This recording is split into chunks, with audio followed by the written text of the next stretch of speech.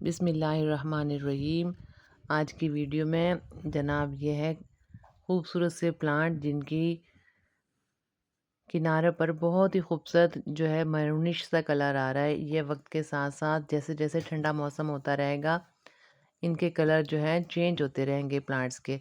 तो ये अब जो है गर्मी का पीरियड गुजारे हैं, लेकिन इन इसके बावजूद गर्मी फुल गुजारने के बावजूद ये चंद एक प्लांट्स में से ये है प्लांट जो शदीद गर्मी में भी अपनी खूबसूरती को बरकरार रखता है। तो ये जनाब हम बात कर रहे हैं कोलन कोई के प्लांट की। एक छोटी सी कॉलोनी थी हमारी कोलन कोई की, जो फुल गर्मियाँ गुजारने के बावजूद बेहतरीन कंडीशन में मौजूद है। लेकिन क्या फ़र्क आया है इसके ऊपर, इसके अंदर जड़ी बूटियों ने अपना डेरा डाला है, जिसकी वजह से इसकी खूबसूरती थोड़ी जो है छुप गई है, मद्धम पड़ गई है। तो हम कोशिश करेंगे कि इसको साफ़ करें। इसको साफ़ करने के दौरान जो तो ईज़िली निकल जाती हैं तो ठीक है खींच कर, जो नहीं निकल रहे जड़ी बूटियाँ या ड्राई लीव्स और बाजरा वगैरह लगा हुआ है इसके अंदर, कुछ और जड़ी बूटियाँ हैं, अगर खींच के नहीं निकल रही तो फिर हम उनको बेहतर है कि ज़ोर आजमाई ना करें और कैंची से काट लें। ये भी एक बेहतरीन हल होता है कि उसको बेस से कैंची से काट लें, और अगर चाहें तो लेयर जो है मिट्टी की भी लगा सकते हैं। डिफरेंट मैंने प्लांटर्स में ये लगाई हुई हैं कोलन कोई के प्लांट, और तकरीबन हर मौसम में इनका अलग ही खूबसूरती होती है। शदीद गर्मी में अलग ग्रीनिश कलर आ जाता है, मानसून में फुल ग्रीन। जैसे ही मानसून का तकरीबन इख्तिताम होने को होता है, हल्की हल्की ठंड होती है, अक्टूबर ले लो, अक्टूबर की ठंडी रातें आती हैं तो इसका बॉर्डर जो है आपके सामने है, ये एक नई शक्ल इख्तियार करता है। मौसम के साथ साथ इसकी जो है खूबसूरती बदलती रहती है, और बाज़ औक़ात ऐसा फील महसूस होता है कि जा बजा ग्रीन कलर के गुलाब जो हैं लगे हुए हैं। और हर मौसम में इसकी अपनी ही खूबसूरती होती है। जो मद्धम पड़ रही है मानसून में, शदीद जो है इसके अंदर डेरा था मानसून के मौसम में ग्रीन कलर की जड़ी बूटियों का।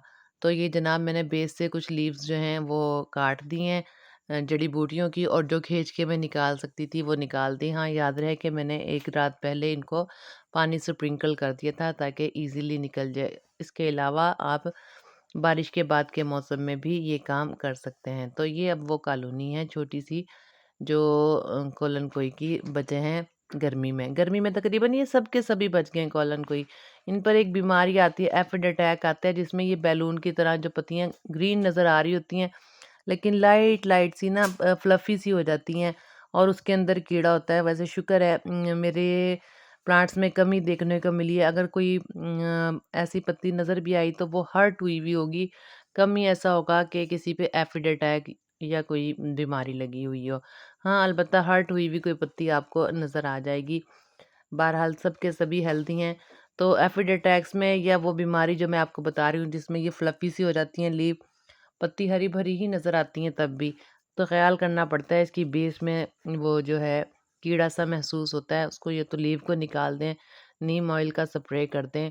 ये आपको करना पड़ेगा, फुल केयर करनी पड़ेगी। सोपी वाटर और नीम ऑयल 1 लीटर में 1 चम्मच डाल के स्प्रे करें, और साथ-साथ ख़राब लीव्स को निकालते रहें, और जनाब हर रोज़ इसका ख़्याल करें।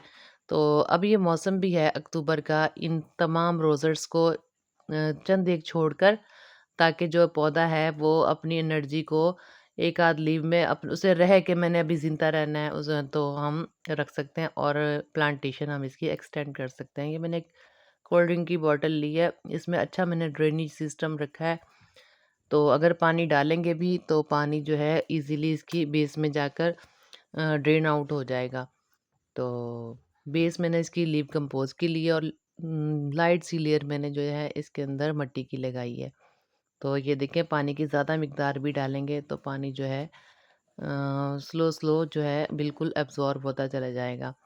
तो कम ही ऐसा होगा कि पानी जो है इसके अंदर ठहरा रहे। ये मैं आपको दिखा रही हूँ कि पानी तेज़ी से इसके अंदर बिल्कुल भी सुराख नहीं है बेस में, तो लेकिन उसके बावजूद पानी जा रहा है। तो ये सिर्फ़ मैंने आपको दिखाने के लिए रखा है कि इसका मीडिया जो मैंने बनाया है लीव कंपोज़ की वज़ह से बहुत बेहतरीन है। ये भी एक प्लांटर है जो कि फुल हो गया। इस तरीके से मैं जितना भी मुमकिन है इसके अंदर से रोज़ेट्स की तरह के, हालाँकि ये लीव्स ही हैं, रोज़ेट्स की तरह से लेके अब मैं प्लांटेशन को एक्सटेंड कर सकती हूँ और इस कॉलोनी को भी।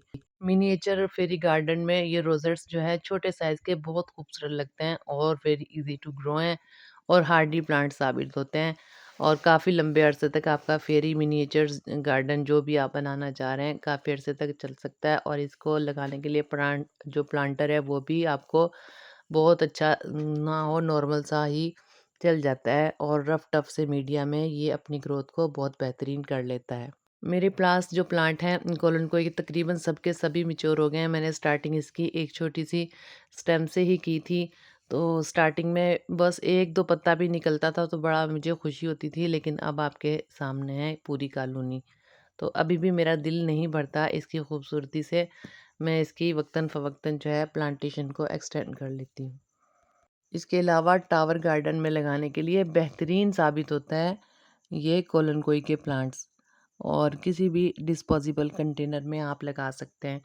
ये देखें, बहुत ही खूबसूरत प्लांटर जो है आपका बनकर रेडी हो जाता है अगर आप एक छोटे से भी प्लांटर को पेंट कर कर और खूबसूरत बनाकर रख लें। आप इस स्टेज पे आप किसी को चाहें तो गिफ्ट भी दे सकते हैं ये खूबसूरत। और शदीद सर्दी में इसकी पत्तियों का कलर जो है बिल्कुल मैरूनिश भी हो जाता है और ठंडी शदीद रातें हों तो फिर इसमें बहुत ही खूबसूरत फ्लावरिंग भी होती है कोलन कोई पे रेड कलर की और ये मुख्तलिफ कलर में जो है फ्लावरिंग वाले प्लांट्स मिलते हैं कोलन कोई के। मेरे पास जो है रेडिश वाला ही है और इसके अलावा आप अपनी पसंद के ज़ौक़ के हिसाब से किसी भी कलर की कोलन कोई के प्लांट को लगा सकते हैं। काफ़ी ज़्यादा जो है वैराइटीज़ होती हैं कोलन कोई की, फ्लावर के कलर में, लीव्स की शेप्स में भी डिफरेंट तरीके से। अलबत्ता सभी की प्रोपिगेट करना बहुत ईज़ी होता है, बहुत ही कम ऐसा होता है कि कम हार्डी वाले प्लांट हो। देखिए मेरा ये प्लांटर भी हिस्सा बन गया है इसी कॉलोनी का। आप चाहें तो इस तरीके से अपनी कॉलोनी को जितना चाहें बढ़ा सकते हैं और खूबसूरत प्लांटर्स का इजाफ़ा कर सकते हैं और आने वाले वक़्त में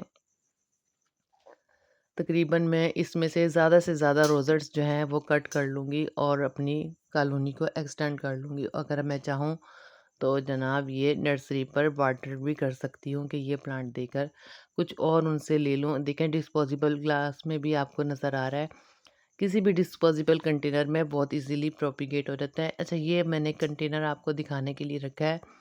इस तरीके से कंटेनर मैं रेडी रखती हूँ और जनाब अभी इसी प्लांटर्स में से कोलन कोई के ही जो निकली हैं घास फूस वो इस तरीके से भर के रख देती हूँ और बैलेंस लेयर जो है मैं मिट्टी की लगा के प्लांटर रेडी कर लेती हूँ जिसमें मिट्टी भी कम इस्तेमाल होती है। ये मैंने सिर्फ आपको दिखाने के लिए रखा है। इस तरह ढेरों ढेर जो है मेरे पास प्लांटर मौजूद होते हैं। प्लांटेशन को एक्सटेंड करना बहुत ही आसान हो जाता है और मिट्टी भी कम से कम ही इस्तेमाल होती है। बहुत सारी बातें मैंने बता दी हैं। ये देखिए कंटेनर में मैंने थोड़ी सी मिट्टी रखी हुई है, इसमें भी चंद एक लीव की जो है कंपोज़ के तौर पे वेल कंपोज़ हुई हुई लीव्स पड़ी हैं। बहरहाल इस तरीके से आप चाहें तो अपने प्लांटेशन को एक्सटेंड कर सकते हैं। आपको इस बॉटल का भी समझ आ गया होगा कि ये किस तरीके से मैंने जो है रेडी की हुई है। तो बहरहाल अब आपके ऊपर डिपेंड करता है कि आप इतनी मोटिवेशन के बाद भी प्लांटेशन को करेंगे एक्सटेंड या नहीं। तो ये इस तरीके से रोज़ेट्स जो हैं मैं काट कर इतनी भी स्टेम अगर ले लें तो काफ़ी होती है। बहरहाल काफ़ी भरमार होती है इसमें नोट्स की। बहुत शुक्रिया, नोट का ख़्याल रखते हुए आप लगा